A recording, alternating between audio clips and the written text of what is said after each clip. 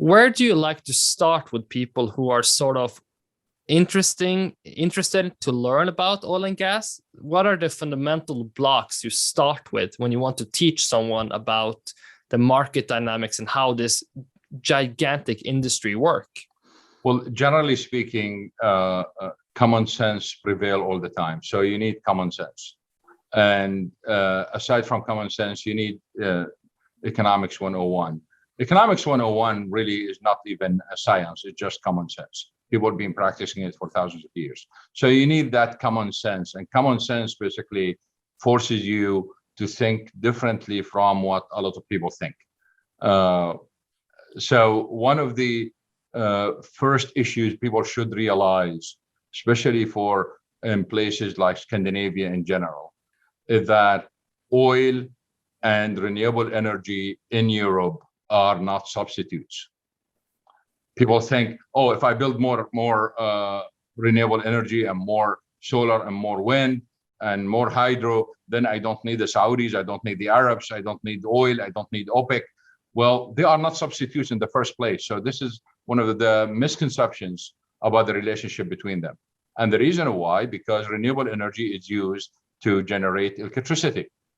Oil in Europe is rarely used to generate electricity. And therefore, even if you double or triple the capacity of renewable energy in Europe, it has no impact on the oil demand, period. So this is one of the misconceptions, and people, they don't need to study it. It's just common sense. Just look at the numbers and you realize that. You don't need someone wearing a tie to tell you that. So, so that one. The other issue that people do not understand the fact that when it comes to the environment, you to protect the environment, you need to balance environmental security with energy security, with economic security. If you don't have that balance, you will have none, period. So to go extreme on climate change policies, you lose on all of them. And we've already seen some countries in Europe going back to coal, which is a disaster for the environment. We already have seen some countries basically emphasizing fossil fuel, although they don't want to, simply because they couldn't do that balance. They couldn't manage the balance between those three. If you want to go for one of them, especially if you want to focus on the environment alone without energy security, probably you are better off just going to a cave or going to a forest and live there.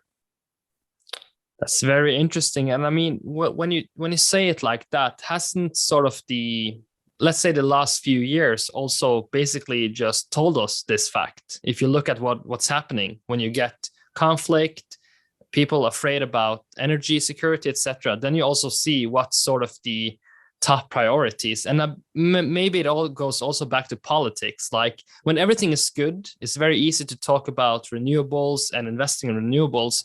But when something bad happens and you need to sort of do something drastically, it's very easy to see the prioritization of the politics, right?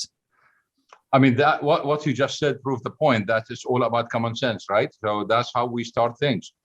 It's all about common sense, and you're absolutely correct. So, but given that you've been working in the oil markets for such a long time, and you say it's all about common sense and one-on-ones, what's the hardest part on your end to sort of either predict or to fully understand? Because at least from my perspective, it also seems like there's so many assumptions when we're talking about demand and supply going forward, but then suddenly, like it seems like when people are predicting the oil prices, it's as hard as predicting currency rates, right?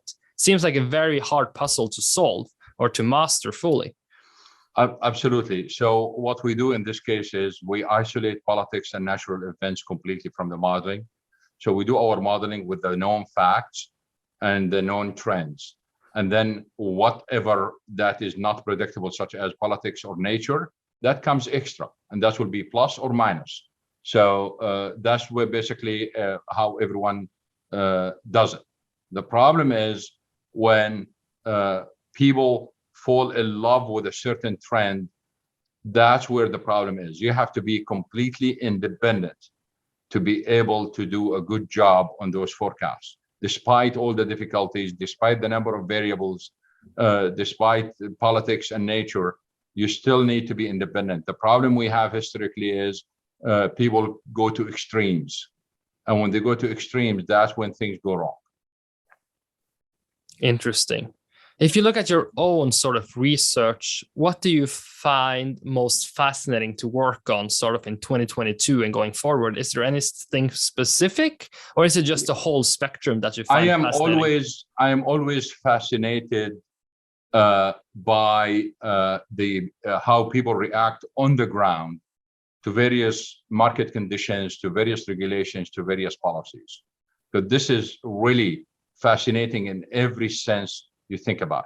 And the reason why government policies fail, because they don't realize how people are going to react on the ground, how people are going to behave as a result of those policies. To give you some examples, in a country like India, for example, they really care about the environment. They really care about climate change. And one policy basically is to eliminate subsidies on fossil fuel and impose taxes, and then you move to renewables. That's common sense, right? That's what policymakers believe in. The problem is, and that's what fascinated me all the time, was, okay, lift subsidies, increase taxes. Now how people are going to behave? Well, the poor people are going to go to the old coal mines and take whatever they can get out of them. They're going to go to the forest and cut trees. And all of a sudden, you have the opposite results of what you intend from the policy you imposed.